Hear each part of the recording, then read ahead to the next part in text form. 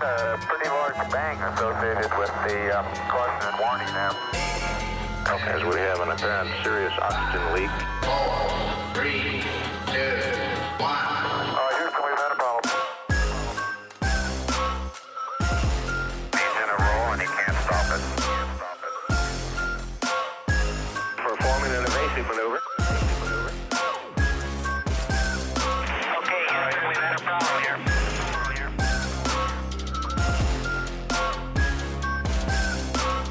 I think we need to do a little more all-weather testing. Welcome to space.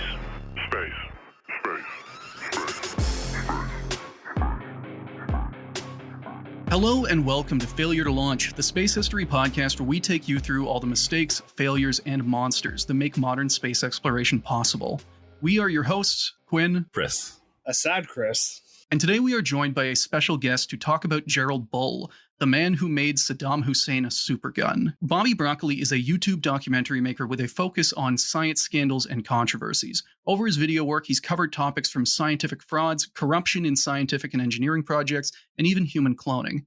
Bobby, thank you for coming on our show. Thank you for having me. So I will fully admit that, whenever I reached out to have you on for this, the neuron activation in my brain when picking this old topic I had was Canadian content creator, other engineer, experience with Ottawa. Let's talk about the insane Canadian engineer who hated Ottawa so much that he went to work for Iraq. That's very interesting. I hadn't heard of that part. And that we have to balance out the American-Canadian balance here. Oh, yeah.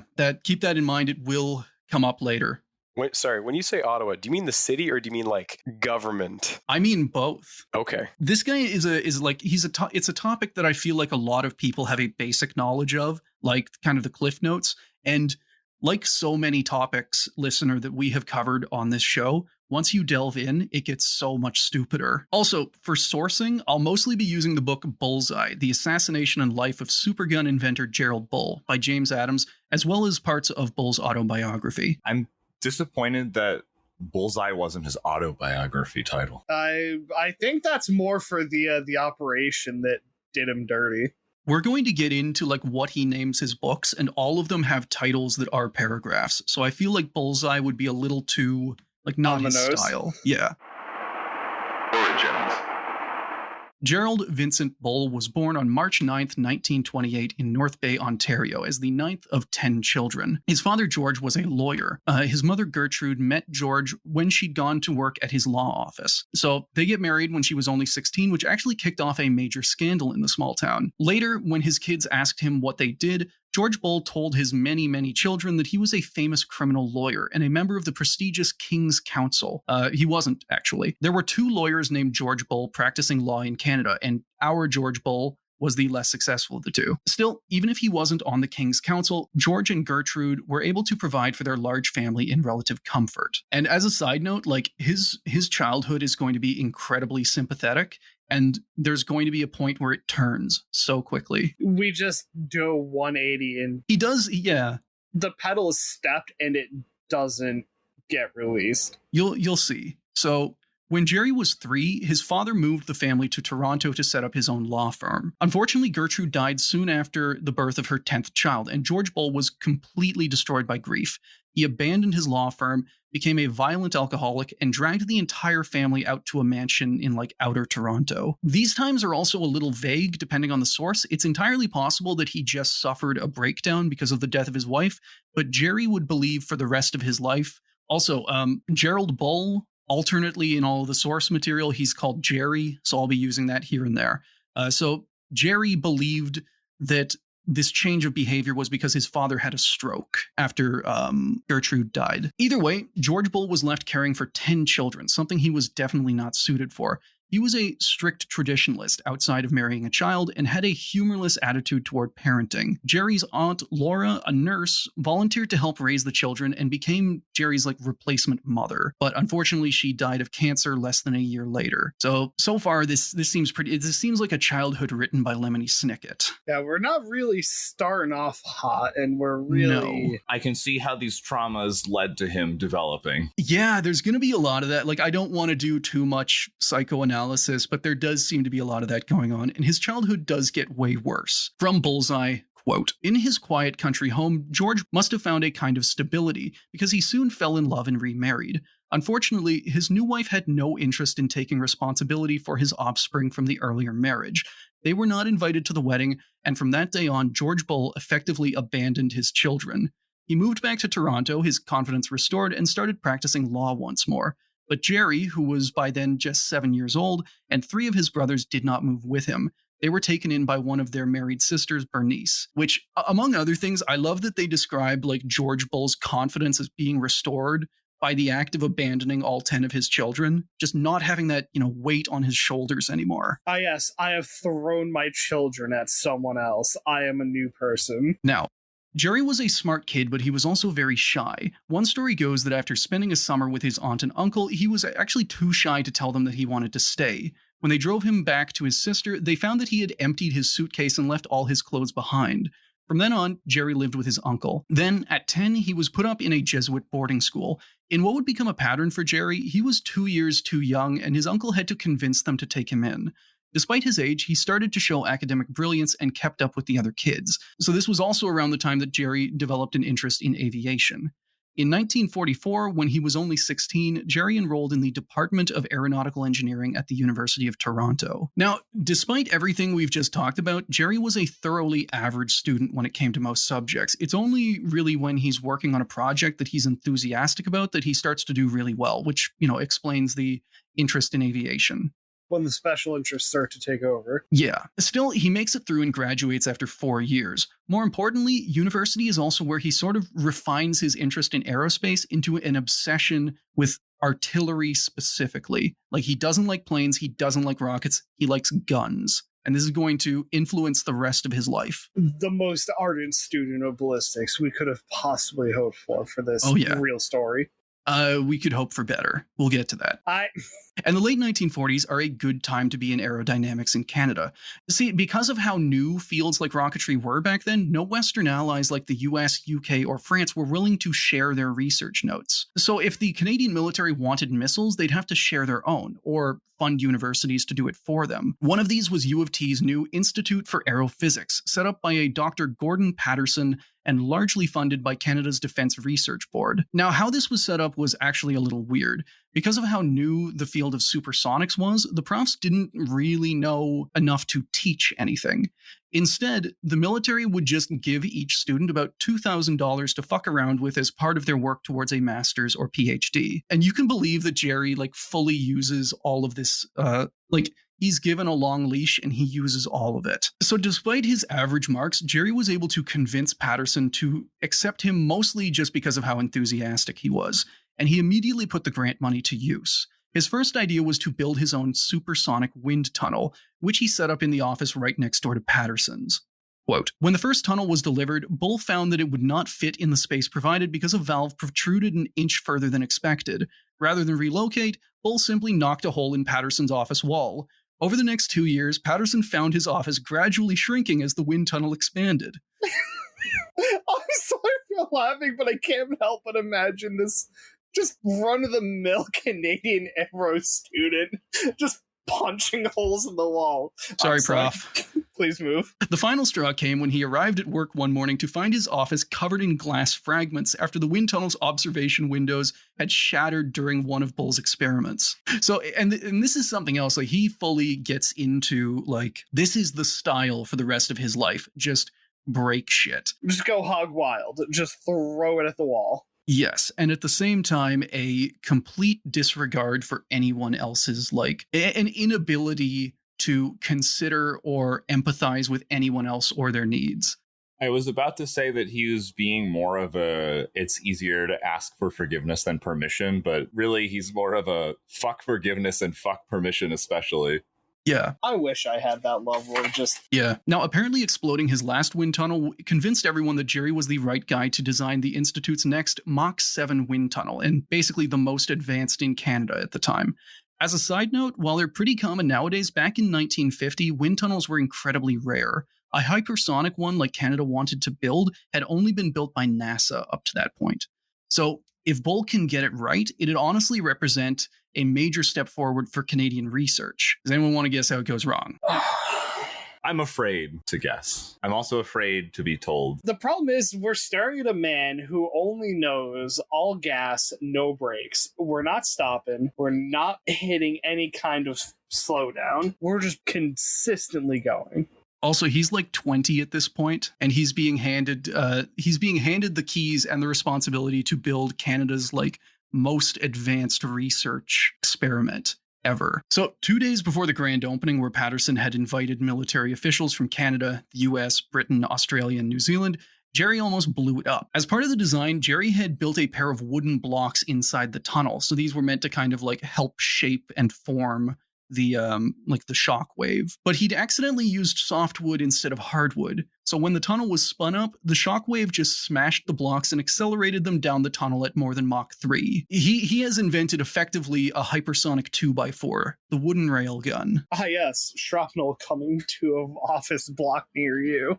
Yeah, the greatest Canadian weapon. In a rush to fix the tunnel before opening, the Institute had to call in every engineer at the school, including the Dean of Engineering, to work non-stop. Somehow they actually did it, and when the head of the Canadian Air Force showed up to press the button, the wind tunnel worked perfectly. They found out that softwood is not a suitable material for a supersonic wind tunnel. Oh yeah, they just didn't replace the wood.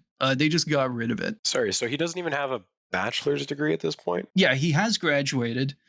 He's currently working on his master's, but his master's is just, here's $2,000, have fun. Yeah, there's not even a time limit associated with his master's at this point. It's just, whenever Patterson decides that he's good to go, he's got it. So the dude just saw some, I'm assuming just 2x4s at the local hardware store in Canada and said, yeah, that's it.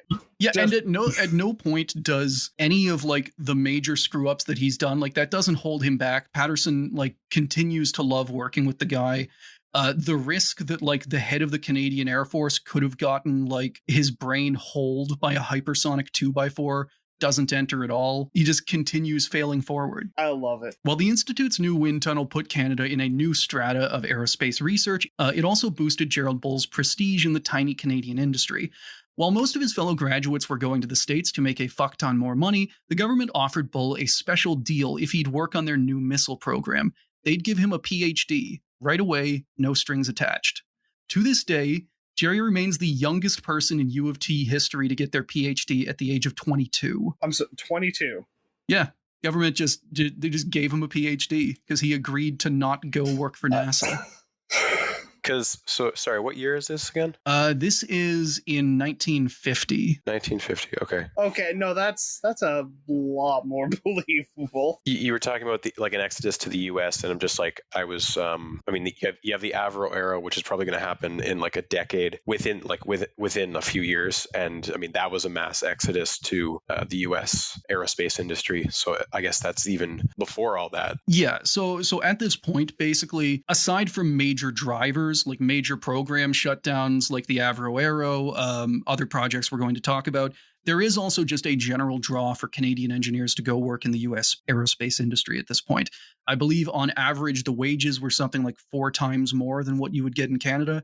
So even if there wasn't a specific, like, my program has been canceled, a significant portion of Canadian engineers did just brain drain themselves immediately. So also just in terms of sheer, like, the defense industry, especially, and the private sector, they were spending around 4 times as much per capita on private sector R&D. It's the opportunity to do a lot more cool stuff, which it's always that, beacon on the hill. I must say, though, the Avro is a beautiful plane. Remind me at some point we're going to have to talk about all of the conspiracies that popped up around that plane and how I need to take a pilgrimage to Canada for that plane. While it's cool, a lot of people do have like incredibly especially Canadians, a lot of Canadians have incredibly overinflated images of that plane.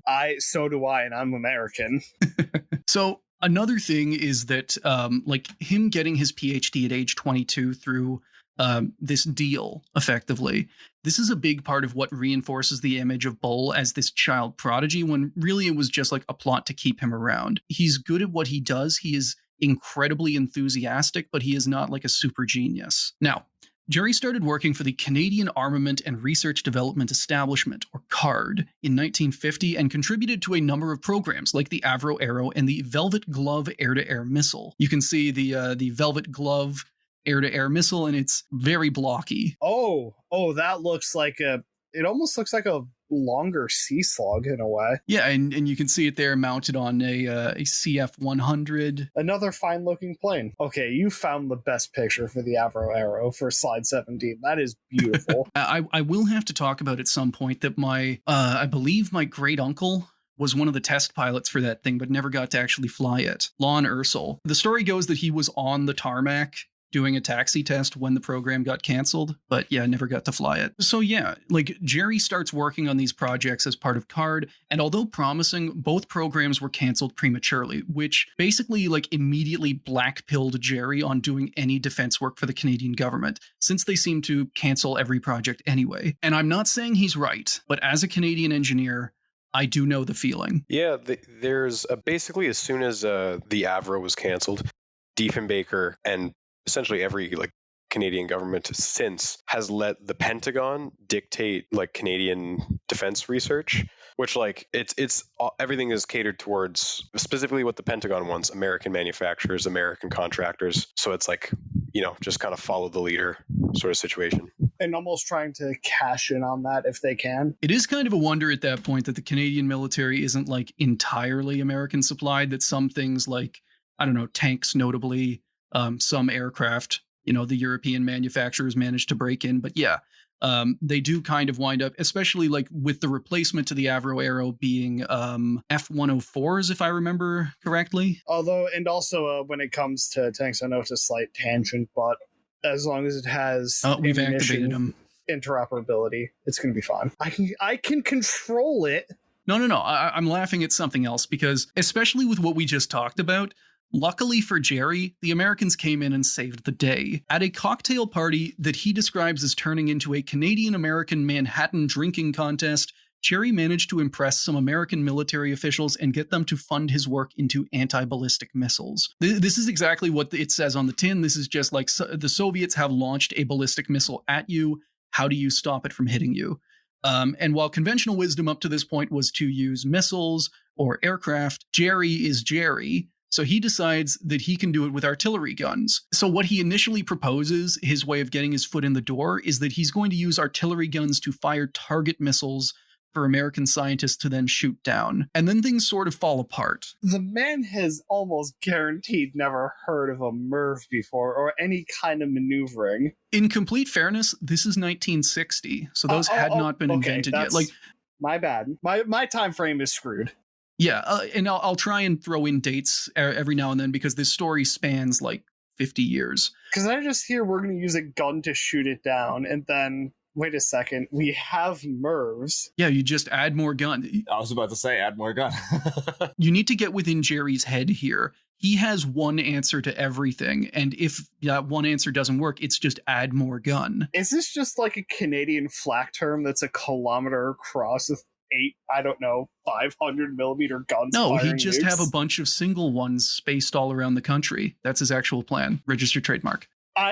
So I'll try and go through this kind of quick because there's a load of like weird office politics, but basically in 1960, the Canadian government orders a total halt to all defense research projects and starts cutting military budgets aggressively. In response, Jerry resigned from CARD in protest and started making a lot of noise in the press, which earned him enemies on Parliament Hill. See, while he was in school, Jerry had become something of a Canadian folk science figure. Maclean's magazine famously called him the boy rocket scientist, which he hated. So when he started trashing the government for mismanagement, a lot of people listened. This got bad enough that when Bull was offered a professor job at McGill University in Montreal, the government threatened to cut off all federal funding to the school if they took him. They even warned McGill that Jerry was probably a secret CIA spy and definitely a Catholic. We just had to include that he was a Catholic in there. For why it's important, back then McGill was like a very conservative Protestant stronghold, and the government apparently thought that like he's a Catholic would. I mean, Quebec back then was going through some very turbulent societal changes. Bull wasn't like I need to make this clear. Bull was not a practicing Catholic at any point. They were just like, yeah, his family's Catholic. You cannot let this man in. Yes. At best, he is a lapsed Catholic. Get him, boys. At the same time, and I am not, please listeners, please do not take this as any kind of endorsement. If they had blocked him for being Catholic, none of the rest of this story would have happened. Or maybe it just would have happened sooner and he would have, like, I don't know, worked with more theocratic states. Gerald Bull creates a space gun for the Vatican. The man becomes the IRA space gun supplier. In the end, the school called their bluff, the government blinked, and Bull became the youngest professor in McGill history, or the youngest full professor, I should say, because they didn't give him any kind of like onboarding. He wasn't an associate or anything. They just hired him and he was a full professor. And again, this is also something that reinforces his like credentials as a boy genius. Now, there was a reason the school was willing to risk government blowback to get Bull on staff. They needed him to start the McGill space program. Project HARP and the McGill Space Program. Yeah, like you can see their logo. The biggest placard on the side of the gun is the McGill logo. And Gerald Bull specifically made the Canadian coat of arms much smaller. That muzzle blast is absolutely legendary. Now, the idea behind McGill's High Altitude Research Project, or HARP, is pretty simple. Use artillery pieces to blast cargo into orbit at vastly reduced costs and complexity compared to rockets. And while this project is often described as a sort of joint Canadian-American military thing, I want to be clear that it started off as just a university project and was planned to be within their means. As Bull himself put it, quote, "If we were using standard rockets, this sort of work might cost more than $25,000 for each shoot. Our shots will cost in the neighborhood of $1,000 each. It's a do-it-yourself type of rocket project tailored to our resources, but it also opens up an interesting and brand new method of space research with exciting possibilities." And you get the idea that when they recruited him, McGill kind of bought into the idea that Jerry was some sort of Canadian Werner von Braun wunderkind, when in reality he was like a decent engineer mixed with a good salesman. I'd be willing to wager, judging... I have to go again back to that muzzle blast. He might have been snorting gunpowder on the side. He might have been doing some brown round, yeah. Some brown round. For an example, one of the ways Bull managed to get funding for this new project was by heavily stretching the truth to investors. He went back to some old contacts in the US military and begged them for funding. In the end, his buddies were only able to give him a measly $2,000, but that didn't matter. It meant that HARP now had the official seal of approval from the United States government, and Bull could use that to convince even more investors. That seems like fraud. It kind of is. Listen, I'm pretty sure at that point in history, you just vaguely gesture at the American government. You want some science? You'll just get checks flying at your face. He does other things. So like something that happened, to go back a little bit, whenever Sputnik happened in 1957, I should remember that better. Whenever that happens and the Canadian government doesn't immediately give him like trillions of dollars to build a space gun, he actually goes to the press and leaks a fake story that the Canadian government is going to fund him building a space gun. And this is going to be Canada's big response to Sputnik, in the hopes of like, oh, I can embarrass the government into giving me money. And that time it backfires hilariously, like to the point that Diefenbaker goes up and says like, no, we are not doing this to the media. But this does remain kind of like this penchant for bullshitting remains something consistent throughout his life, and it does pay off a lot more often than it doesn't for him. Oh, we're getting to that used car salesman energy now, aren't we? Hold that thought, because we're going to get to some rocket pilling, because just like every good rocket engineer, Bull knows how to... Yeah, exactly. They're all melding in my head. Korolev, Bull, CN. One AI composite image. The rocket saint.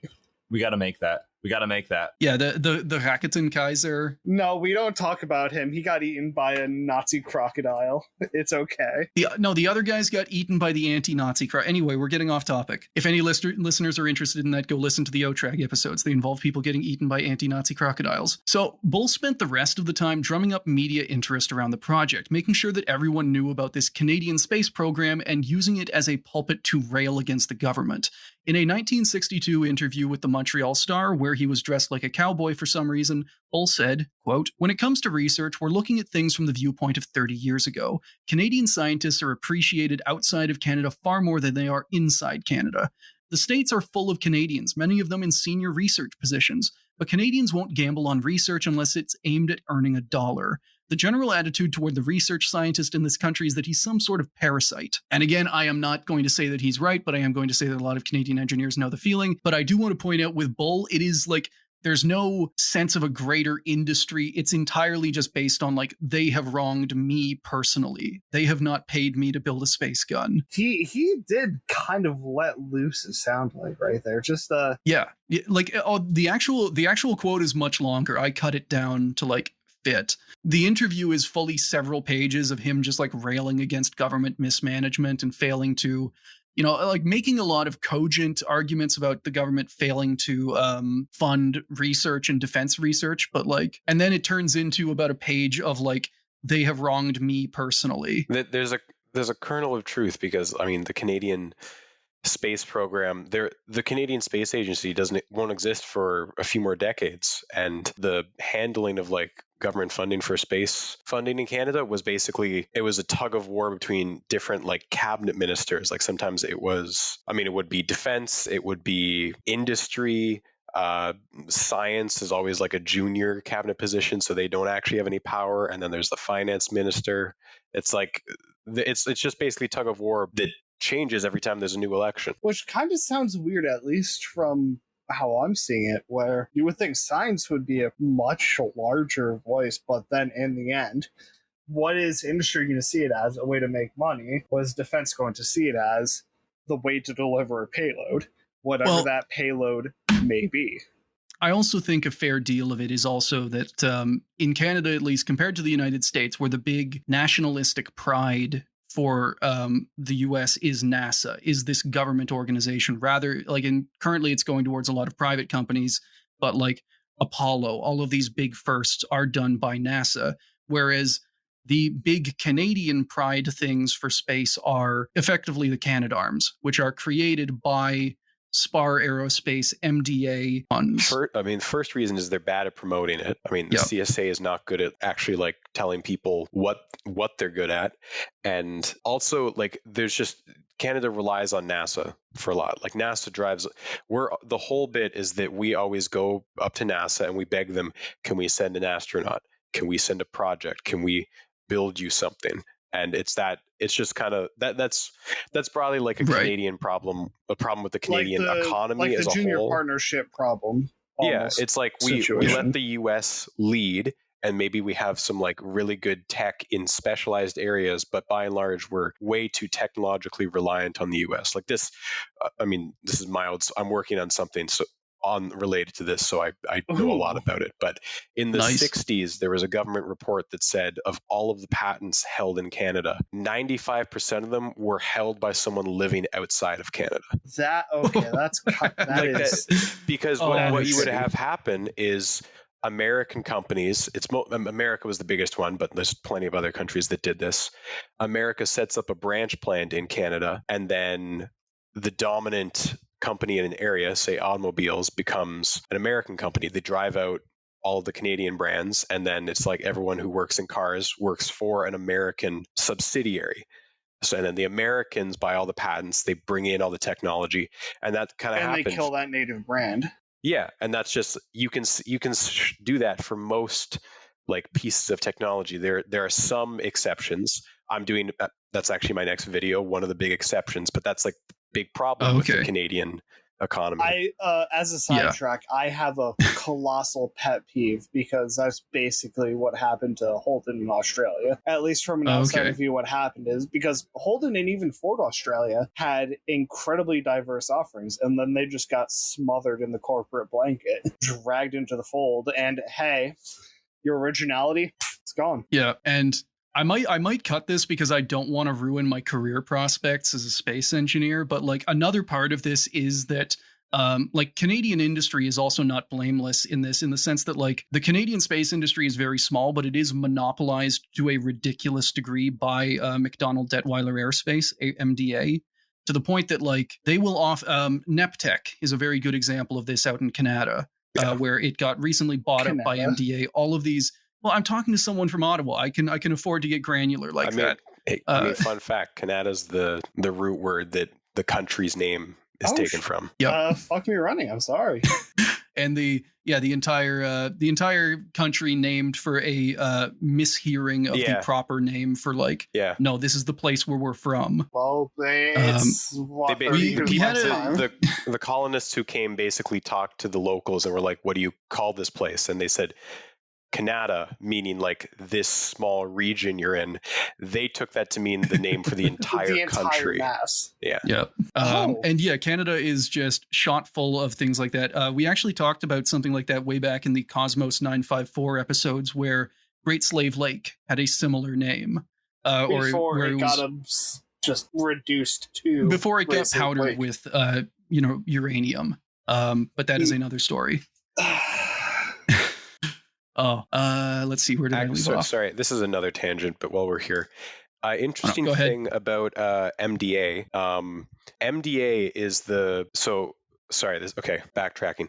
Canada we are made of nothing but sidetracks, so literally, please lead us on them. I was just talking about how Canada has a big problem with everything technology. It tends to be owned by like foreign investors, mainly Americans, and there was a big crisis in government and society where it's like, maybe we should try and retain some Canadian ownership, and there are various government acts and agencies that were meant to prevent that. None of them very successful because they're generally pretty toothless, because nationalizing things for public ownership is not that popular in the 80s.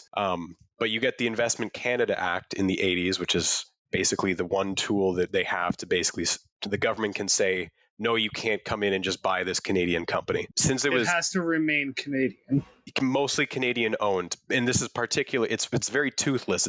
You can't invoke it a lot, but like in cases of national security or nebulous, basically the government can come up with whatever reason they want. They don't have to explain it. But they should really invoke that more often. It's asinine that they don't. So it's only been invoked 4 times. I think 4 times since it was instituted in the 80s, and the first time was to block a takeover of MDA, and that was in 2009 to 2008 under the Harper government. By an American company, I'm guessing. Yes, so it was an American-based defense contractor was going to buy MDA, and the government stopped it because they said, we're going to lose access to RadarSat.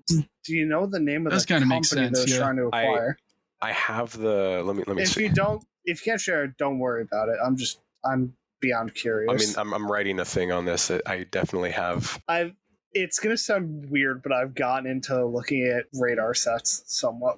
Specifically, like instrumentation range sets, like in America, the Cobra series. Remind me to hook you up with an old prof of mine who worked on the radar set kind of constellation that they launched recently. Like specifically, the most recent one was, I want to say Cobra Dane. Okay. Like I think it was on the Howard C. Lawrenson. The ship had a horrific amount of problems, but the radars themselves are hideously powerful things. We're talking tracking fairly deep space objects off of a naval vessel. It was Alliant Tech Systems, by the way. Oh, that 100% track. But then they ended up getting bought by Maxar anyway for a bit, and then sold off again.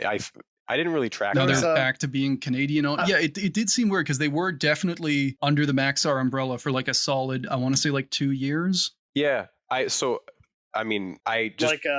for context, I did one co-op term in MDA, and I just happened to be there when they got bought out by Maxar. And I remember everyone there being very upset by that. I have to say that phenomenon gets a lot harder in the US. There's a company in my hometown. The running joke was they should just put up a TV screen for their signboard, because that's how often they were changing owners, because they were doing electro-optical systems and they got absolutely screwed over during the UTC Pratt split, and it became, I own them this month, I own them this month. We have a third party here, and they're just ricocheting back and forth, and I think they're still doing the same thing because, well, the US can't afford to lose them, but you have so many companies just playing the buyout game. There's no way they can really end it outside of going, okay, cool, government owned now, but that's never going to happen. I also appreciate that Chris is the only one who has not gone on an extended tangent about personal experiences with different companies being bought up or like redistributed or unnationalized or whatever. But listen, if you are in the, not doxing myself, northeastern United States, you are literally going to be under the finger in some way to Pratt and Whitney, and it's going to suck the entire time. Oh yeah, that's I honestly think if we're ever going to get megacorps, they're just going to be the ones that like no one expects. They're not going to be the stereotypical ones. Yeah, like the fucking jet engine manufacturer is somehow going to wind up like $2 quadrillion. They're going to own the Judge Dredd city. We're going to wind up with the Chevron Scheibel just ruling everyone. Well, so fun fact about that. You know Honeywell? Yes. Oh, Okay, I have another beef with them, but continue. The whole thing about Honeywell is that Honeywell, recognizable brand name, got bought out by a bigger company, but they took on Honeywell's name because Honeywell's brand was more recognizable. Oh.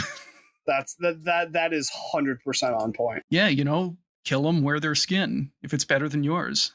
I do have a question. When that instance that you're thinking about, when did that happen? Because it was in the 2010s. Because in the last, I want to say 4 or 5 years, they had a, like, I want to say multi-million-dollar scheme where they were just selling flat blueprints to, I think it was the Chinese, I can't be 100% sure, but they were just selling helicopter turbine blueprints off. Just, here you go, have fun. Dude, that rule, I'd like pin that up on my wall.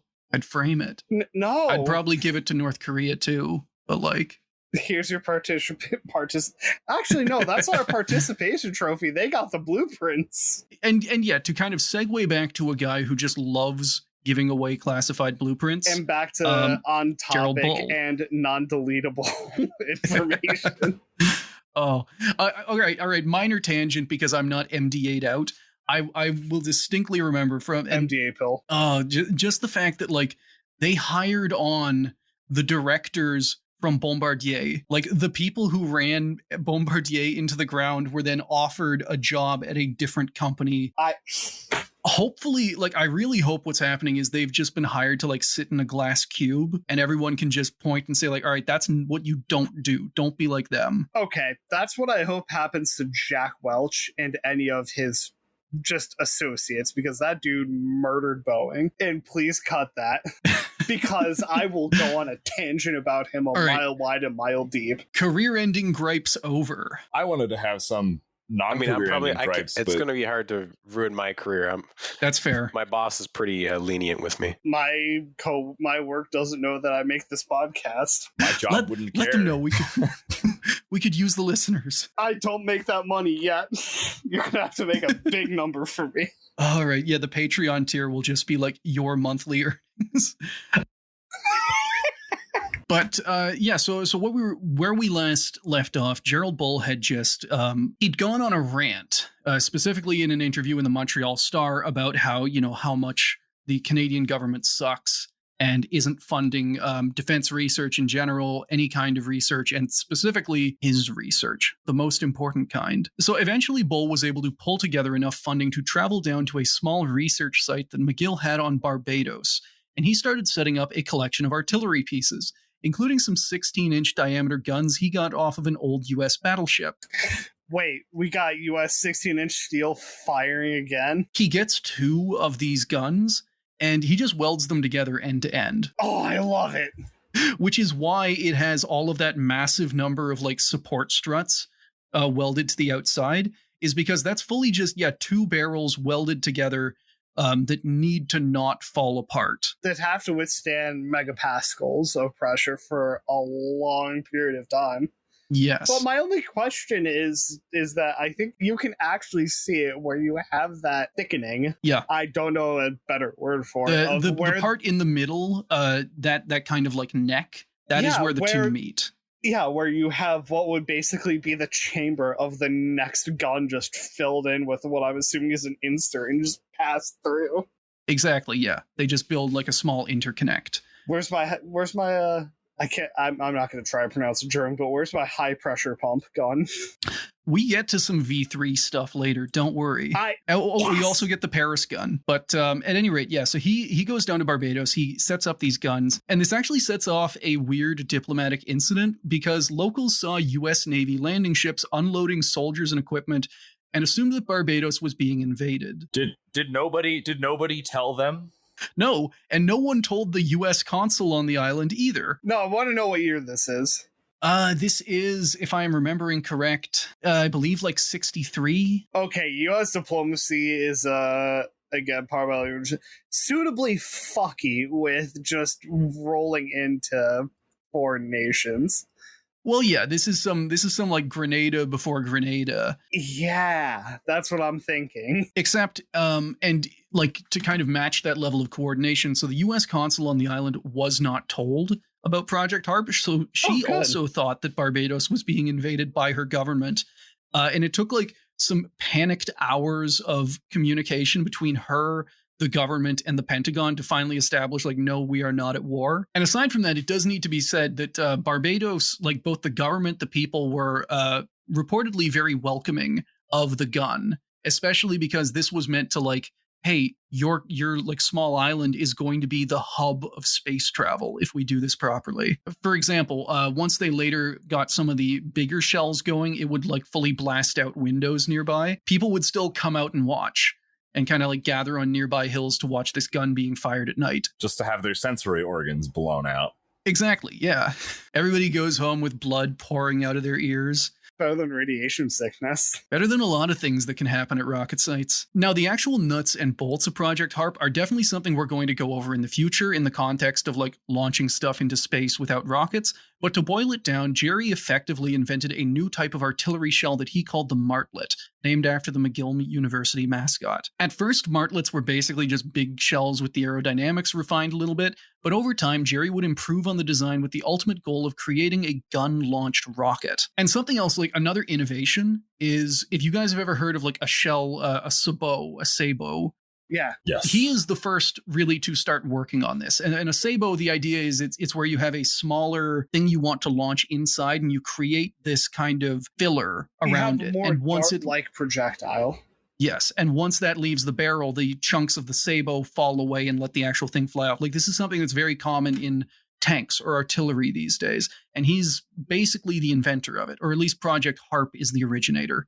Which it does make sense for what he's trying to do, because you want to reduce the cross-section of a projectile for aerodynamic purposes. It just has a knock-on effect of all of that weight's behind a small point. Yep. And the reason why he wants to make it a gun-launched rocket is because you can't really get into orbit by just shooting something up really fast. You actually have to like shoot it up and then fire the rocket sideways in order to circularize your orbit.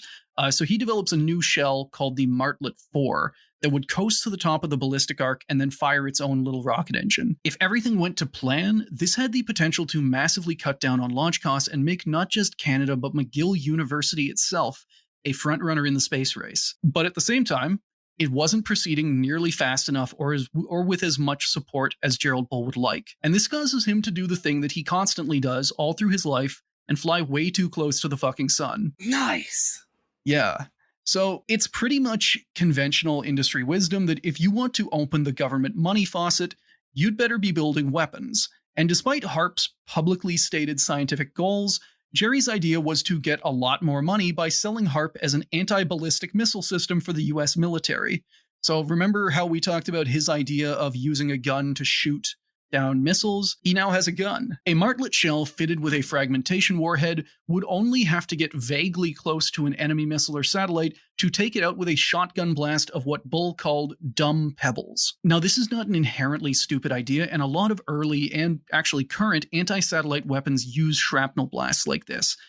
The US military saw promise in the idea and poured millions of extra funding into the project. Crucially, though, McGill University was not told about the dumb pebbles idea, or the fact that they were now working on a weapons program. To them, the Americans had just kicked them some much-needed money. To make matters even better, Project Harp finally started getting Canadian government money, mostly just because the project was becoming big news, and people were starting to wonder why the government wasn't supporting this homegrown space program. From Bullseye, quote, Ottawa had signed onto the project only to still the political voices at home. They actually had little interest in the research and played no part in Harp. rarely attending any of the many gun launches in Barbados or querying any of the test results. So Bull has finally gotten his wish. He has embarrassed the Canadian government enough that they have started giving him money for his space dreams. Unfortunately, despite launching hundreds of shells into space and still holding the record for the highest an object has ever been fired from a gun, 180 kilometers, by 1967, things were not looking good for Project HARP. The Martlet 4 rocket shell was far behind schedule, the Dumb Pebbles concept had failed to materialize, and funding from the Americans and Canadians dried up almost completely. Without a space gun project to work on, Jerry threw another tantrum and basically decided that he was done doing any government work ever again. At this point, he did have a wife who was rich, and he used all of her money, and he founded his own company, the Space Research Corporation, or SRC. As if you couldn't have a more nebulous name. Yeah, it is a bad name. It's very generic. In order to get the best of both legal systems, he built the new SRC compounds smack dam on the Vermont-Quebec border, split 50-50. Are you allowed to do that? He was back then. Do you have a special corporate campus? Do you have a lab split in half? I was going to say, what are the taxes like? Basically, every place this company operates, he creates a different subsidiary. So he creates a pseudo-independent group in Belgium that is SRC Brussels. He creates one in Israel eventually. All of these are technically their own companies. SRC Quebec and SRC Vermont are completely separate, no links whatsoever. They just happen to be right next door to each other, split by a border, and like the fence encapsulates both of them. Oh, I love it. And if this sounds confusing, don't worry. This house of cards will fall down soon. He's basically just banking on insane ego and the idea that no one will stop him. From here, he'd theoretically be able to pursue his space dreams without interference. But, like we talked about, space money was hard to find in the 60s and 70s. So in the hopes of funding scientific research, Gerald Bull became an international arms dealer. It couldn't happen to a better person. Jerry the Arms Dealer. Now, the first way Jerry set himself up in the arms business was to use what he'd learned in Project HARP to build a new line of artillery shells. I'm going to give you the name despite the risk of activating other Chris and risking a 5-minute lecture. It's the Extended Range Full Bore Shell. I'm no expert on exactly how these worked, but the upshot of ERFB shells was that compared to standard NATO shells of the day, they could be fired almost twice as far, but were about a third as accurate. Now, for precision-obsessed armies like the US, this basically meant they were a non-starter, but the extended range made them very valuable to poorer countries that couldn't afford to buy new guns. Basically, buying these shells was a very cheap way of upgrading your artillery without spending millions of dollars. What it sounds like is this is akin to a base bleed shell, so instead of having a rocket, you just have what's called a gas generator. He did later invent the base bleed. But this is something else. It's just those weird little nubs he put on the side of the right shell. That's what makes it extended range full bore. Oh, he made an arrow package for it closer to. Okay. Basically, it was just a better way of engaging the rifling, but it also made it horrifically inaccurate.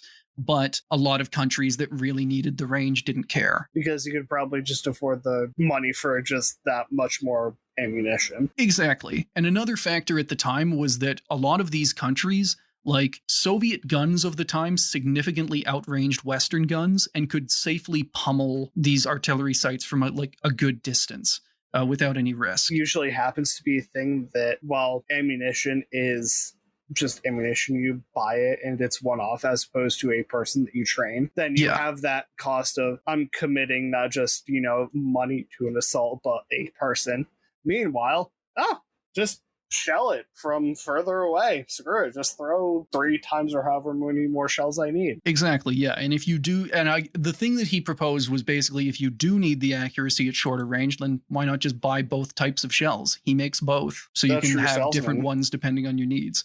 But basically, these are very much marketed towards poorer countries that are facing off against opponents backed by the Soviet Union, because the Soviet Union is handing out the best guns they have, and they are firing significantly further than what any of these countries have access to. Hey kids, you want a 2S7? Yeah, he's trying to jump in and fill that gap. So in 1973, after a personal recommendation from podcast favorite Henry Kissinger... Yeah, we finally got Henry involved. Define favorite, but continue. Oh, boy. I don't know, the theoretical fifth host of this podcast after Sergei Khrushchev. Lots of words. Have you sent an invite? I mean, he's only going to be he's- alive for the he's next still alive. several decades. Oh god, yeah. What- I I mean- have the rest in piss message already. The guy pre-typed. the guy with that Twitter account is going to just he's signed up for a lifetime job.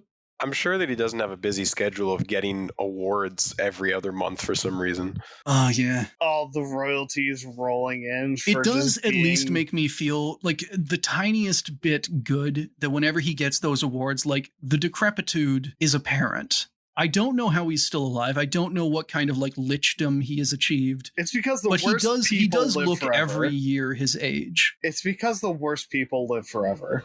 We all know Yeah. this. So yeah, Israel purchased 5,000 of Jerry's new shells, where they were used to great effect in the Arab-Israeli War.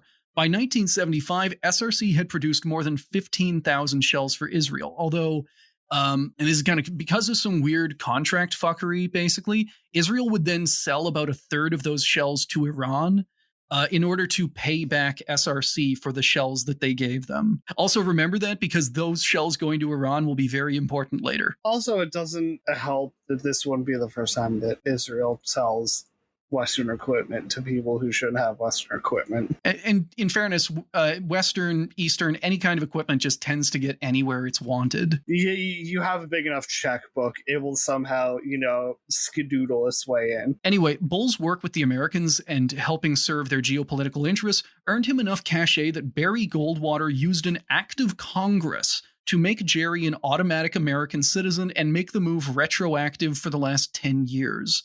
What does that? What does that mean? It Is means this like that- Mormonism just saying you are now a Mormon to someone who's already dead but to a live person? It made him an American citizen immediately, but then for the purpose of I believe it was for like security clearance stuff. Oh, you have to be a citizen for X amount of time. They made his citizenship retroactive 10 years. That's so stupid. I see what they did, That but is- it doesn't make it any better. Yeah, it's just like, I know what we normally say, but this guy, he's trustworthy right now. No. This is going to get stupider when I give you this context I tend because, to like Canadians, but no, just throw him away. well, he's a dual citizen now. Don't worry. He's both of our problems and our shames equally. No. From Bullseye, quote, "This is an extremely rare accolade that has happened only twice before in America's history, for the French revolutionary, the Marquis de Lafayette, and for Winston Churchill. So this is like the rarefied air that we have put Gerald fucking Bull into." What are the requirements to do this? Like, was it just Barry Goldwater? Like, was there a vote? Like, was it a committee thing? Like, It did go through, if I'm remembering correct, there was a vote on it, but it would have been the kind of thing where, like, if you go to the American Congress in the early 1970s and say, like, hey, this guy gave a shitload of shells to Israel, no one's going to not vote yes. And also, HARP has already happened at this point, right? Yes. So he is reasonably well known. He does have a lot of connections within the American military But at industry. the same time, he hit the Israel button and became best friend. And the fact that in order to recommend that Israel bought from him, Henry Kissinger was already pretty familiar with Gerald Bull at this point. back. Like he was enough of a fixture in the American military industrial complex that like he was the guy to go to. Ah, yes, the political Lich King strikes again. Yeah, so he is now an American citizen, the third person that this has ever happened to after a bunch of like real big historical figures. And Jerry's next big break would be making a gun to go with his new shells. While combined with ERFB shells, the GC-45, which stands for Gun, Canada, and 45 caliber, served to get rid of a lot of the accuracy problems. So basically what you're left with if you use these two things together is a gun that can shoot twice as far as its competitors. It has similar accuracy and it's able to throw a much bigger shell. Ah, nice to see the U.S. name does not apply to the Gun Canada 45 caliber. I fully don't know why he's calling it the GC. Hey, maybe he was just a Canadian nationalist. It can happen. He wasn't. He was a proud dual citizen. I want to be clear on this. It is not hyperbole to say that this is legitimately, the GC-45 is legitimately the best artillery piece of its era. Like he did. Oh, he fair did enough. make it. There were not problems with this thing. This isn't some kind of vaporware. This isn't something that will explode This the was first a time proper someone uses it. product produced. It is Yes. good. It shoots twice as far as its competitors. It's cheaper, and it's design. It's like the AK-40. Whenever it comes to use, it is the AK-47 of artillery pieces, which is like it's perfectly situated for this It this fills its market. role great. Yes, and it is entirely marketed towards like Western aligned countries that don't have access to like the top tier stuff. This is, hey, you want some artillery? You can't buy the best, but don't worry. The values section ain't lacking. Here you go. And to this day, the various versions of it are still produced and used by something like 20 countries and a superpower. So there is staying power to this thing. I mean, let's be real. What is it? The Paladins on what? The M109A6? This thing could keep going for the next 20, 30 years and not see any problems. Yeah. Now, like last time, he pitched it to NATO and they turned him down, mostly because they already had good enough weapons, and the cost of rearming a modern army would be monstrous. And just like last time, his first customer was a country that didn't have a lot of guns and desperately needed them. Apartheid South Africa. I will edit in the gamer air horns here because we finally. I'm so sorry, but I was going to interject that the first thing at the bottom of that wiki page, GC45 South Africa. It's your boy. What on earth could they need those for? Oh, one. God damn it. I was trying to follow the bit, but I'm too angry. South Africa was in the middle of a brutal colonialist war in Angola and Namibia, where they found themselves at the receiving end of modern Soviet artillery manned by trained Cuban troops. Good, fuck them. Yeah, exactly. Like they are trying to do colonialism, and they are running into Cuban expeditionary troops that are firing modern rocket artillery at them and just splashing them. However, because the world had kind of realized how big of a piece of shit South Africa was during apartheid, getting artillery pieces to them would be pretty difficult. Also, from what we know, at no point in any of this did any kind of moral dilemma strike Bull over his decision to work with South Africa. He never even did any kind of like justifications of, oh, if I don't do it, someone else will. He just did it. Why not? He just kick-flipped it right into South Africa.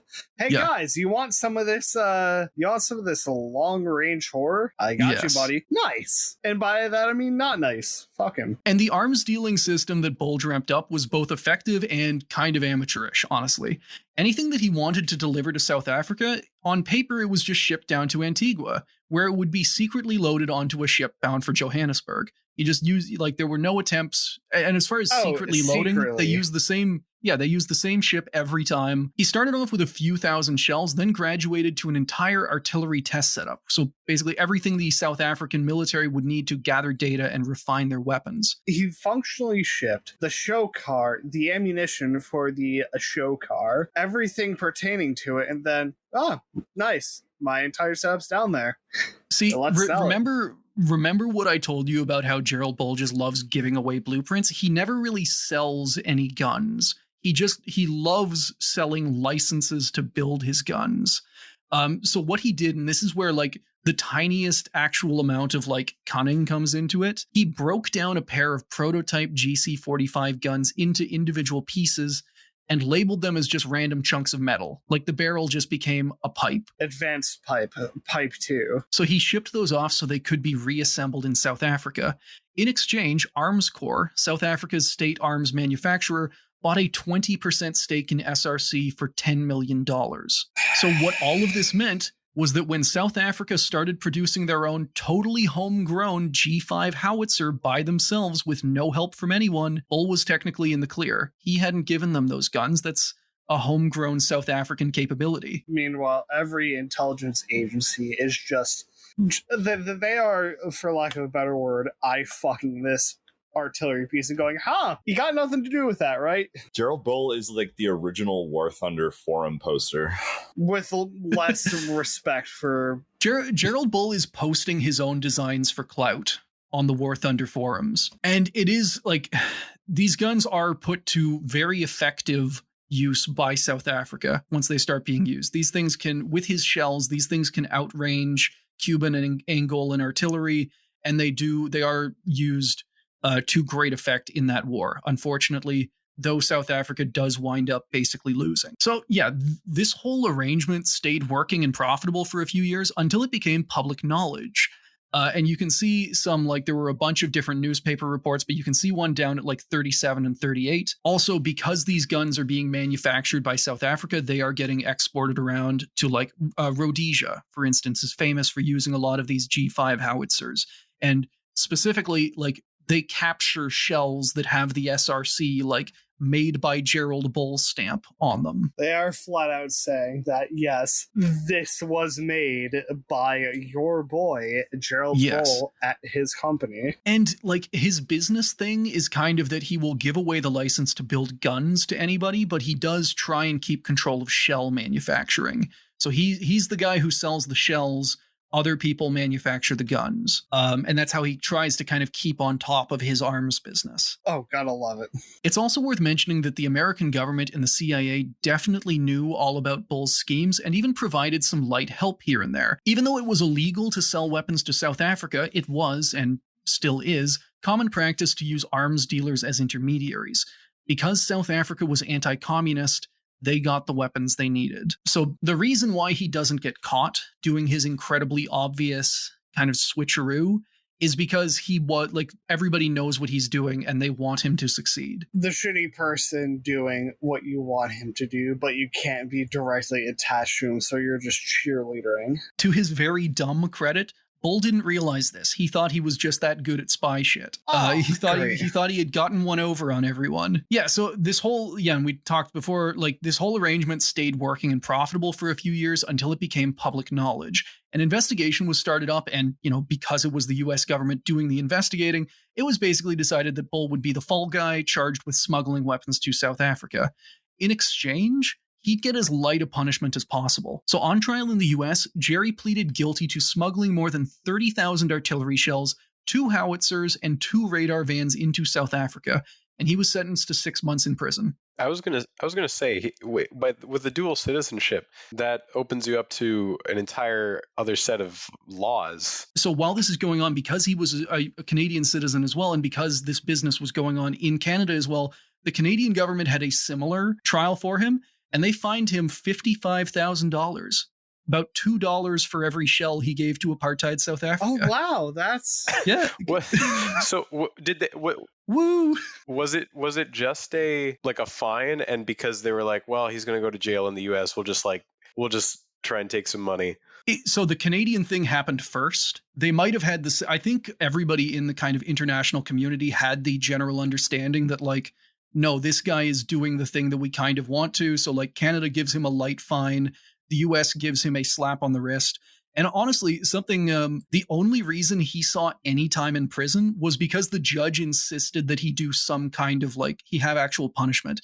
The federal prosecutors who were trying to prove him guilty, they recommended no time in prison and that he just be let off with a warning. Yeah, they have sentencing guidelines, and the judge is like, well, I'm not just going to waive that. Here's the thing. You might anticipate that, like, getting away with international arms smuggling with a slap on the wrist, you'd interpret that as a good thing, a win. But remember that Gerald Bull was a raging egomaniac. He saw it as an attack on his person, I'm guessing. Yeah. Because he didn't do anything wrong.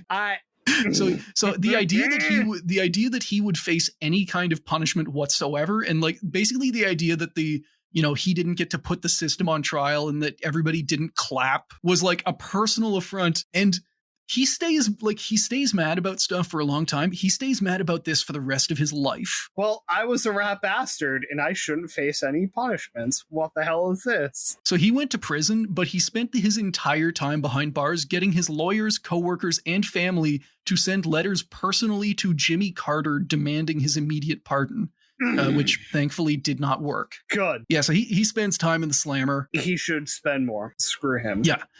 And so after spending, like, the shortest possible amount of time in the joint, Bull emerged as a not at all changed man, because he immediately goes back to arms dealing. The saltiest boy. Thankfully, SRC Canada and SRC US, they'd both gone bankrupt during the trial and, like, from the scandal. But SRC Belgium didn't, because it was totally separate, not at all related. So Bull just picked up sticks and decided, like, all right, well, Canada screwed me out of my genius. The US didn't recognize my genius. I'm going to Belgium. Belgium, the #1 best player on Known the for planet no Earth. problems and no bad history. So he quickly set up a new deal with Noricum, an Austrian arms manufacturer, where he again sold the rights to build his gun. Noricum would later sell the GHN-45 as their totally homegrown guns to China, Israel, Singapore, Iran, and Thailand. And again, make note that these are going to Iran. I believe it's still the Shah at this point, but the Shah now has several thousand of Bull's shells and several hundred of Bull's guns, despite him never having done deals with them. I love it. And something that kind of becomes clear through all of this is that for all of his savvy, Jerry is not an amazing salesman.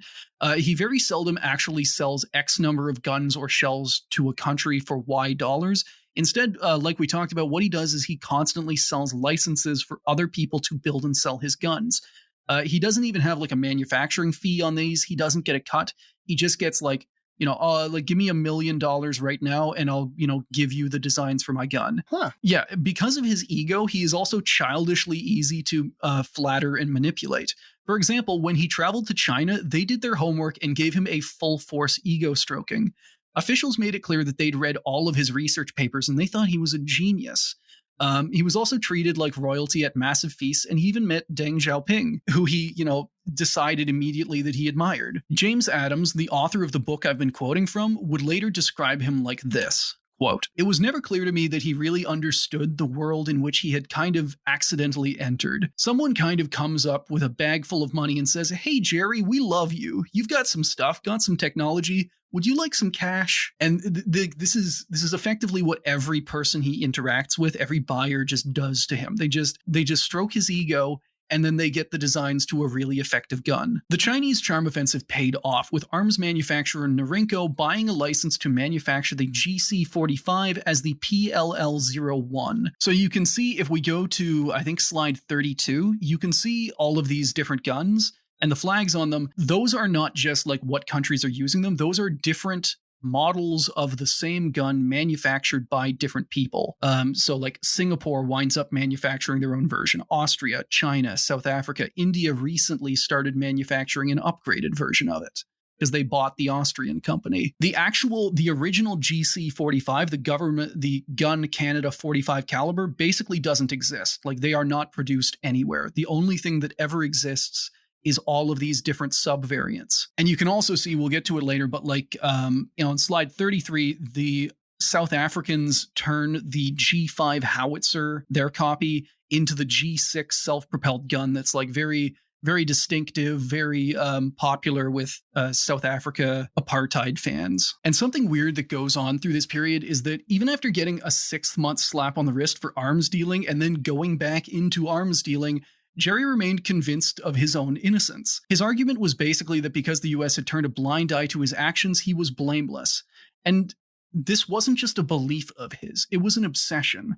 All through the rest of his life, no matter how precarious money got, Bull would always have a team of lawyers working 24/7 to try and prove his innocence, even once we get to like 20 years after. His old friend, Arthur Trudeau, suggested that Jerry write a book about his experience.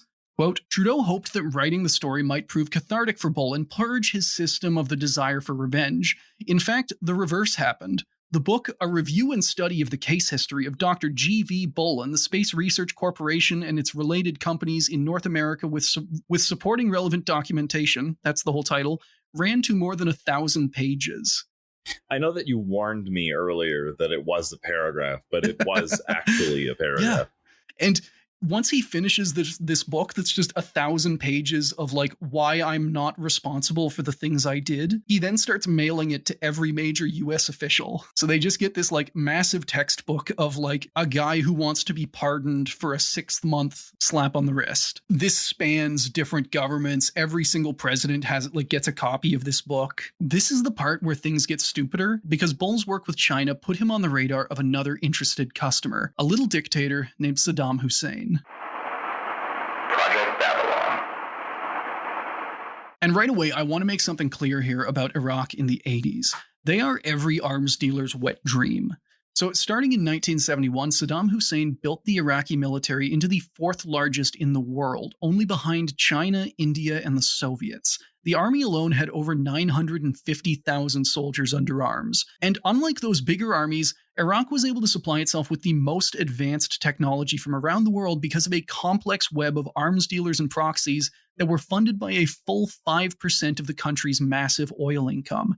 And that is on top of the army's official funding that ate up more than 30% of the Iraqi budget. So they are like just about the most well-funded military per capita out there. While Saddam had been alienated from Western countries because of his ties with the Soviets, when the Shah of Iran was overthrown in 1979, Iraq instantly became everybody's idea of the lesser evil. When Iraq invaded a year later, you had a weird situation where almost every major power condemned the war, but also sent Saddam loads of guns and tanks. Any listeners, if you're interested in this, I'd highly recommend you go back and listen to the Lions Led by Donkeys series on the Iran-Iraq War. It kind of goes over everything, but like the cliff notes for what we're talking about is that everybody is on Iraq's side, and Iran has basically no support through all of it. It is psychotic, the amount of stuff that happens. Especially when you consider, like the massive amount of atrocities that Saddam's Iraq pulled, including the chemical weapons that were actively supplied by Western allies, or the precursors at least. What about the electrical swamp? And this is where Gerald Bull enters the picture. As the war turned and Iran counter-invaded Iraq, Saddam realized that his artillery wasn't really measuring up anymore and went looking for an upgrade. And it is also worth mentioning that the artillery that Iran is using is Gerald Bull's artillery. So that's why they are out shooting the Iraqis. He's getting hit with our boys' prime material. So he's getting the most effective form of advertising, which is the weapon is effective because it just blew up your friend. So for Saddam, of course, his first stop was the guy famous for selling cheap, effective guns to anyone with a pulse. Like we talked about before, I don't want this to make it seem like Bull was uniquely evil for supporting Iraq. Basically, every single major power supported them, especially China, France, and the Soviets. Those formed, you can kind of see an example of their different equipment that they get. Slide 23 has, Chinese tanks, Soviet tanks, French jets, Soviet jets. They have a true mix. They have the pick and mix army. And at the time, not only is it pick and mix, they are picking the best from around the world. So they wind up with a shockingly technologically effective army. And they kind of get trounced by Iran early on. So in 1987, Bull was contacted by the Iraqi embassy in Brussels and offered a chance to work for them, which he accepted immediately. So there is also kind of a funny story where 6 years before this, in 1981, Iraq tries to reach out to Bull, but they use an incredibly sketchy arms dealer and just scare him off. And every attempt after that, they use the same arms dealer, and Bull just at some points literally runs away from the dude. So they send the dude with a white Ford E250 van that just says, "Hey, you want to sell some guns?" The note that I found was that he was a Miami-based Lebanese arms dealer. So yeah, he probably had some very distinctive drip to him. Very easy to pick out of a crowd. And Bull was basically worried that working with this guy would get him caught instantly. But yeah, anyway, in 1987, he gets contacted through more official channels, and he's more desperate for work. So he takes it. Bull's first job for Iraq was to arrange for Noricum, the Austrian company making his guns, Armscor, the South African company making his guns, and Norinco, the Chinese company making his guns, to all sell to Iraq at the same time. Basically, they reasoned that since they needed guns now, the best way to get them would be to buy from every possible source. And Jerry pulls this off very well. By the end of the Iran-Iraq War, Iraq would be fielding GHN 45s from Austria, G5s from South Africa, and PLL-01s from China. And they were actually so satisfied with their guns that in 1988, they had Jerry back to work on making them mobile. So he did this by copying a South African design, the G6, and he threw in an extra treat for them, the Al-Fau, a prototype self-propelled gun mounting a stupidly big 210mm gun. It is the right picture on slide 33. That's the Al-Fau. Wait. And it is a ridiculously big gun. Wait, it looks like he, honest to God, just stapled another muzzle brake onto the end of that gun. Well, it is completely redesigned because it's 1.5 times, it's 210 millimeters, so it's about 1.5 times bigger than any of the other guns. But Yeah. And this is just what, like, after he sorts out their basic artillery stuff, Iraq just kind of has him doing weird stuff. Unfortunately, the Al-Fau would never go into production, but it would rekindle Jerry's love for building big fuck-off guns.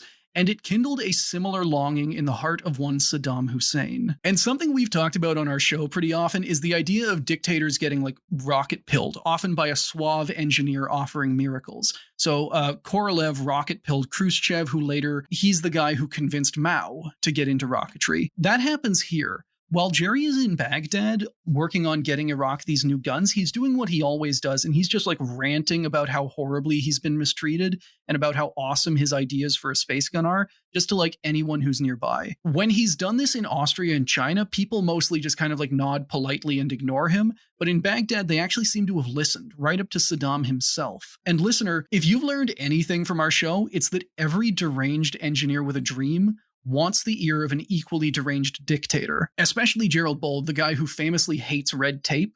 If you can get a dictator on board, that red tape is gone instantly. Hey, you want some metal? I got you some metal. You want some machinists? I got you some machinists. He gets the blank check. So Bull was able to convince Saddam that Iraq needed a space program, and that he, Gerald Bull, was the perfect man to set it up, using really big guns, of course. So this was the start of Project Babylon, Saddam's supergun. The idea was basically a carbon copy of the earlier Project HARP, but scaled up massively. The initial 1989 contract was for 2 full-sized Big Babylon guns, each about 150 meters long and with a barrel bore of 1 meter. So like we've previously talked about, like 155 millimeters, 210 millimeters, 1000 millimeters. And he would also have a smaller 50 meter test gun named Baby Babylon. Jesus Christ. All of these guns, even Baby, were so massive that there would be no way to move or aim them. They'd simply be built into hills at a 45-degree angle. So this is where we kind of get the similarity to the old German V3. Yeah, the V3, where you just build a battery of them and say, hey, I want that city turned into a smooth, flat plane. So once operational, theoretically, they'd be able to put a 1,500-pound payload into orbit or send a shell more than 1,000 kilometers. The recoil from these guns would be so massive that they would be measurable as a major seismic event from thousands of kilometers away. And it is also worth mentioning at this point, there's kind of like a side tangent, but early on, after he stops working on Project HARP, Gerald Bull, he actually has a run-in with a lady whose ancestor was the designer of the old World War I Paris gun. So this was a massive artillery piece, like one of those old railway artillery pieces that was designed to bombard Paris into submission from like tens of kilometers away. And once he starts working on Project Babylon, he has if I'm remembering correctly, he has a private investigator track her down. She has since died by this time, so he tracks down the chauffeur that she left the plans to. He gets those plans and he starts reverse engineering the old Imperial German World War I Paris gun into his design that he is building for Saddam Hussein. If that sounds convoluted enough. You're seriously not kidding with this. Yeah. This man's life is a roller coaster. He cannot stop accelerating into a horrific end. That is all I see. I know. And it's only getting faster. So Bull was given a blank check to work on Project Babylon and the disposal of Iraq's vast weapons smuggling network. This was important because the country didn't have the manufacturing capacity to build something like what Bull needed. Instead, the Babylon parts would be farmed out to various manufacturers around Europe, disguised as industrial machinery. For example, the barrel segments were manufactured by Sheffield Forge Masters in England, who were told that they were actually building oil pipelines for the Iraqi Ministry of Minerals and Industry. There is one problem. That ministry doesn't exist. And the phone number they were given redirected to the Iraqi Arms Procurement Office. I guess thankfully for Iraq, no one at that British company bothered to phone and check. So what you're saying is we have one dereliction of due diligence. I like to hear it. We'll get to that. There is another example of government complacency. They know what's going on. At no point does anyone wonder, why does this oil pipeline have a gun breach on it? It keeps getting worse. And that's what I like to hear. Let me find a good picture. So 2027, slide 27 is what Project Babylon would look like in operation. That's one of the so-called Big Babylon guns. It's 150 meters long. It's at a 45-degree angle. And it's just fires into the air. And it's a meter in diameter. Slide 24 is the Baby Babylon test gun. That's our boy right there, our baby boy. Yeah. And the way that this is constructed is it's not one cohesive barrel. You can see on slide 25, two of the sections put together. This was a major weakness of the gun, is that because of how big it was, it had to be put together into these sections that were then bolted down. And they can only take so much pressure because it's not one cohesive unit. Which, yeah, the downside there is that the pressure involved, like the seals, whenever they test, like we'll get to this, but whenever they test fire Baby Babylon, it almost destroys the gun.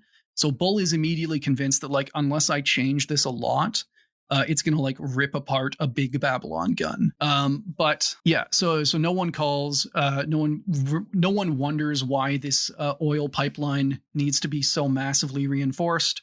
And this is where we get another one of those, the government knew about it and turned a blind eye, because the UK government definitely knew about this project and made only a token effort to stop the obvious gun parts from shipping out. So eventually they did raid the manufacturer, but the raid was scheduled for the day after all of the parts had shipped. So they did them a solid, is what I'm hearing. Yes. So Bull was able to build Baby Babylon and most of one of the Big Babylon guns.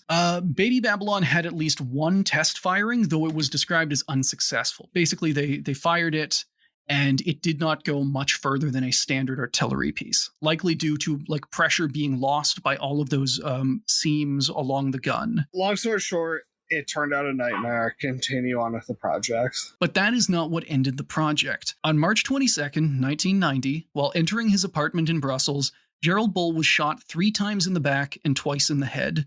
The killer used a suppressed weapon and didn't make any attempt to take his briefcase, which held $20,000 in cash. For a few months before, someone had also broken into his apartment repeatedly but not stolen anything, in what is viewed now as a form of intimidation. Basically, while we don't know who did it, most fingers are pointed at the Israeli Mossad. Someone in the region didn't like what he was doing. Yeah. And took the direct approach. Basically, most people believe it was the Mossad, because they did, and I guess still do, have a habit of targeting scientists working for rival nearby powers, the assassinations of nuclear scientists, rocket scientists especially. There's some conspiracies that basically Project Babylon was being developed as a weapon. I personally do not credit those, especially just because these weapons could not be aimed. Whatever direction they were set up for was the direction they would always be.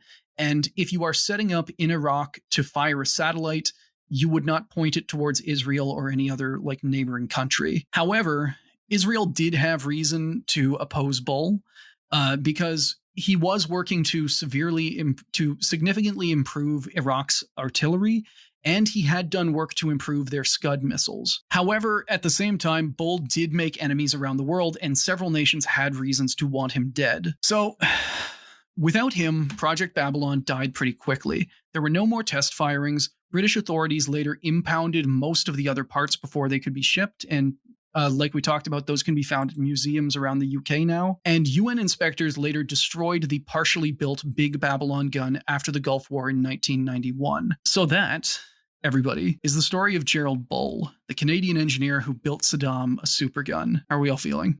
Certainly an ambitious fellow who really did not understand the concept of just pulling off the brakes even for a second to just, maybe I'm in too deep. Maybe I need to step back. No, this was foot to the floor. How can I go faster? Maybe this gun needs to be bigger. I want to know what the timeline would have looked like if he was actually rejected for being a Catholic. Oh, yeah. Where would he have ended up? I do think it would have been, building Project Babylon, but for the Vatican. Yes, the Christ canon. The method of proselytizing to the masses. But sometimes I try and make these scripts have like a lesson at the end or like a kind of cohesive, tie it all together. But Gerald Bull, I don't know if you can really have a lesson other than don't sell to South Africa and don't work with Saddam Hussein. The lessons are pretty self-evident, I think. Don't become an arms dealer. Yeah. What is the age-old axiom? You fuck around, you will find out. Yeah, but at the same time, like he also seemed to have this idea that his part-time allies would support him. Like he got his start in arms dealing selling to Israel. He was a major part of why Israel was able to like effectively fight the Arab-Israeli war. And at the same time, like he was allied with the US government at all of these points, that like he seemed almost like at some points he had this idea of like, it's just business. And then at other points he got massively butthurt that anyone would betray him. And to the point that like right up until the moment he was assassinated, he was paying a team of lawyers to insist and prove his innocence for a thing that he did 20 years prior, which he only served 6 months for. Like he was so mad. The stupidest part about this is because from everything that I am hearing is that he is absolutely convinced that he is in the right, but that he considers all of these transactional interactions. It's nothing but that. You give me this, I give you that. Not to psychoanalyze him, but he definitely sounds like a narc. No, that's what I'm driving at. And then he thinks that somehow loyalty is driven off of that. It's simply not. Just the interaction has been completed. Your hands are washed. You're done. And I think there is also kind of something to be said with like, he's often viewed as this genius and this like this kind of wunderkind, the Canadian Wernher von Braun, mistreated by the government and for like I do think there is a point where like he starts the Space Research Corporation with the idea of like, I'm going to make some money arms dealing and then I'm going to go do space stuff. He never gets back to doing space stuff, except he gets back to doing space stuff 20 years later working for Saddam Hussein. But only because it's convenient to the arms dealing thing. Yeah, like he made enough money doing the arms dealing. If he had just, after Israel, said, I want to do space stuff now, he could have done that. But I don't know. Maybe something called to him from the arms dealing. Oh, God. My favorite part about him going is just his like getting out of jail. He goes right back to doing arms dealing. Like he has not learned a singular lesson from this interaction. For context, and I don't have the exact dates, but him going to China is within a month of him getting out of jail. He's fully right back into it. Maybe in his head he was like, well, I was wrongly imprisoned, so clearly there was nothing wrong with what I was doing before, so I can go back to it, no problem. So when did he go to prison? Oh, sorry, not prison. Fuck. When did he get out of prison and go to China? I believe, let me see if I've got because I'm really curious about the time period, because that's... So he goes to prison in, I think, like 77. And so he's working with China in the late 70s. Him working with Iraq. Yep. Yeah. That's when I'm pretty sure the U.S. is still very firmly in that period. Well, this is whenever he goes to work with China, it's actually when the U.S. is trying to do a major rapprochement with China. Just, so like trying to Nixon has gone to visit. Yeah, and that is another thing. Whenever he goes to China, there is laws and regulations that says he cannot give them these like gun designs. But the literal CIA comes to his aid and says, well, no, he's a Canadian citizen, so in this one case, he should be applied, like the Canadian law should take precedence. So he should be allowed to give China these gun parts. Oh, he is being manipulated at that point. He is. But at the same time, through all of it, he does think that he is the smartest man in the room. He is fully convinced that he is in control.